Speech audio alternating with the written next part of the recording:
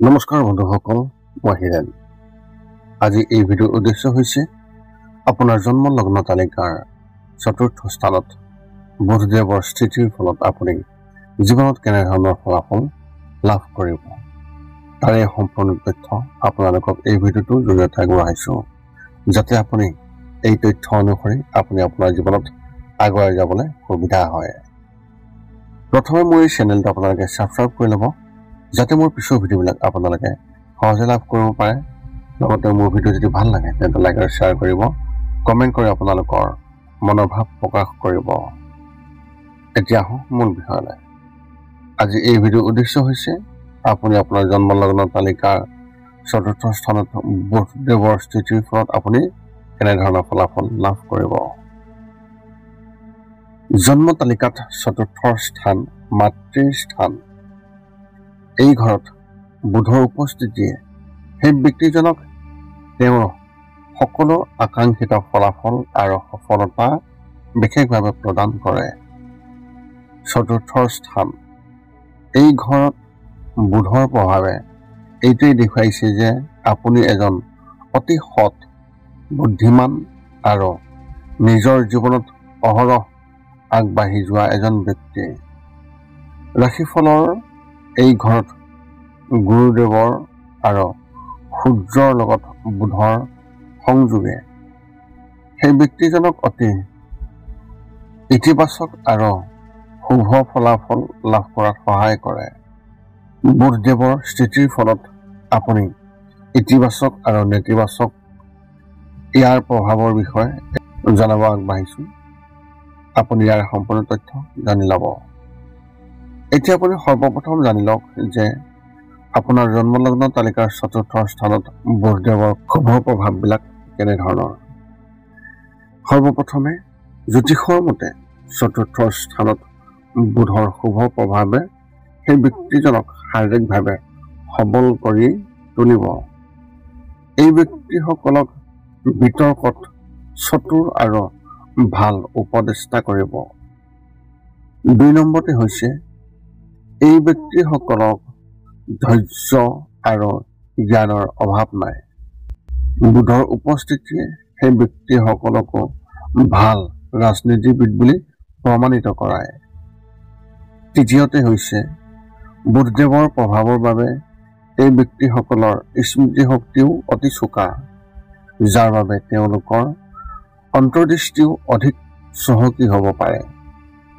চতুৰ্থতে হৈছে এনে ব্যক্তিসকল সংগীত, গীত আৰু নৃত্যৰ প্ৰতি আগ্ৰহী।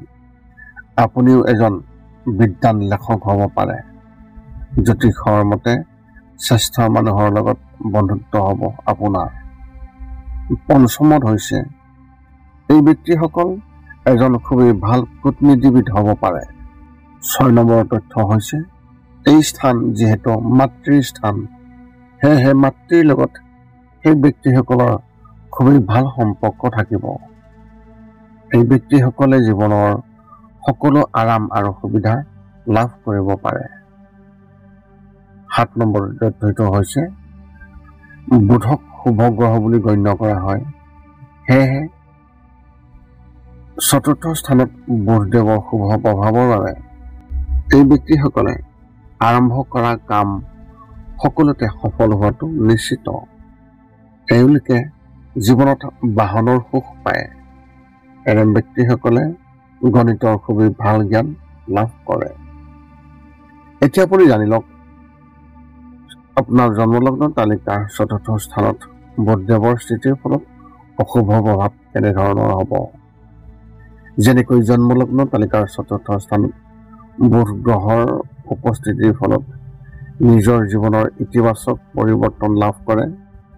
এই ঘৰত বুধ গ্ৰহৰ উপস্থিতিয়েও কিছু নেতিবাচক ফলাফলো ইংগিত কৰে, যিবোৰ এতিয়া আপোনালোকক জনাব বিচাৰিছোঁ। 1 নম্বৰটো হৈছে বুধ গ্ৰহৰ দ্বাৰা প্ৰভাৱিত সেই ব্যক্তিসকলে বহু চিন্তা আৰু বিবেচনাৰ অন্তত নিজৰ যিকোনো কাম কৰিবলৈ ভাল পায়। সেয়েহে এনে ব্যক্তিসকলে সংকীৰ্ণ মনোভাৱ আচৰণৰ বলিও হ'ব পাৰে। এই ব্যক্তিসকলৰ প্ৰতিটো কামৰ বাবে আনৰ লগত খুবেই কম খাপ খোৱা দেখিবলৈ পোৱা যায়। 2 নম্বৰ হৈছে অন্য কথা আৰু পৰিস্থিতিৰ প্ৰতি তেওঁলোকৰ দৃষ্টিভংগী সংকীৰ্ণ। এনে ব্যক্তিসকলে যিকোনো নতুন ধাৰণা বা পৰিকল্পনা গ্ৰহণ কৰিবলৈ অলপ সময় দৰকাৰ হয়। 3 নম্বৰ হৈছে তেওঁলোকৰ চিন্তাধাৰাও অতি পৰম্পৰাগত। সেয়েহে তেওঁলোকে আধুনিক চিন্তা আৰু ধাৰণাসমূহৰ সৈতে সহজে খাপ খাব নোৱাৰে, যাৰ বাবে এই ব্যক্তিসকলেও নিজৰ জীৱনত ঘটি থকা পৰিৱৰ্তনবোৰ সহজে মানি ল'ব নোৱাৰে। 4 নম্বৰটো হৈছে এই ঘৰত থকা বোধগম্য সেই ব্যক্তিজনক মানুহ আৰু বহু ঘটনাৰ অহৰহ অনুসন্ধান কৰিবলৈ প্ৰেৰণা যোগায়। এইদৰে এই প্ৰৱণতাই তেওঁলোকৰ মনত অবিৰত চিন্তাৰ সৃষ্টি কৰি থাকে, যিটো তেওঁলোকৰ বাবে নিয়ন্ত্ৰণ কৰাটো অসম্ভৱ। 5 নম্বৰটো হৈছে ৰাশিফলৰ এই স্থানত বুধদেৱৰ উপস্থিতিৰ বাবে সেই ব্যক্তিসকলে নিজৰ চিন্তা আৰু দৃষ্টিভংগী দৃঢ় হৈ থাকে, যাৰ বাবে মানুহৰ লগত তেওঁলোকৰ মতানৈক্যৰ সম্ভাৱনা অধিক হ'ব পাৰে। নিজৰ চিন্তাধাৰাত দৃঢ় হৈ থকাৰ বাবে তেওঁলোকৰ পৰা পৃথক দৃষ্টিভংগী থকা মানুহৰ লগত তেওঁলোকে মতাদৰ্শনত পাৰ্থক্য পায়। 6 নম্বৰ তথ্যটো হৈছে কেতিয়াবা এই ব্যক্তিসকলেও নিজৰ আৱেগৰ প্ৰভাৱত ভুল সিদ্ধান্ত লয়। এই ব্যক্তিসকলেও নিজৰ অনুভৱবোৰৰ সহজে প্ৰকাশ কৰিব নোৱাৰে। ইয়াৰ বাবেই এই ব্যক্তিসকলে বুজি নাপায় যে তেওঁলোকে কিয় কিবা এটা কথাত ইমান চিন্তিত হৈ পৰে। 4ৰ্থ স্থানত বুধদেৱৰ উপস্থিতিৰ ফলত বিবাহিত জীৱন আৰু কৰ্মৰ জীৱনত জ্যোতিষৰ মতে আপোনাৰ পত্নী আৰু সন্তানৰ পৰা সুখ লাভ কৰাৰ সম্ভাৱনা আছে। আপুনি এজন বিদ্বান লেখক হ'ব পাৰে। ইয়াৰ উপৰিও আপুনি এজন খুবেই ভাল গণিতজ্ঞ, ৰাজনীতিবিদ আৰু সংগীতজ্ঞও হ'ব পাৰে। উপসংহাৰ হিচাপে এনেধৰণৰ আগত উল্লেখ কৰা সকলো ভাল বেয়া প্ৰভাৱ আপুনি নিশ্চয়কৈ জানিব পাৰিছে। জনা যায় যে বুধ গ্ৰহই যোগাযোগ আৰু সংলাপৰ ক্ষেত্ৰখনক বিশেষভাৱে প্ৰভাৱিত কৰে। সেয়েহে যেতিয়া বুধ ৰাশিফলৰ 4ৰ্থ স্থানত থাকে, তেতিয়া এনে ব্যক্তিসকল সৎ স্বভাৱৰ। তেওঁলোকৰ আচৰণত ভালৰ লগত ভাল আৰু বেয়াৰ লগত বেয়া হোৱা দেখা পোৱা যায়।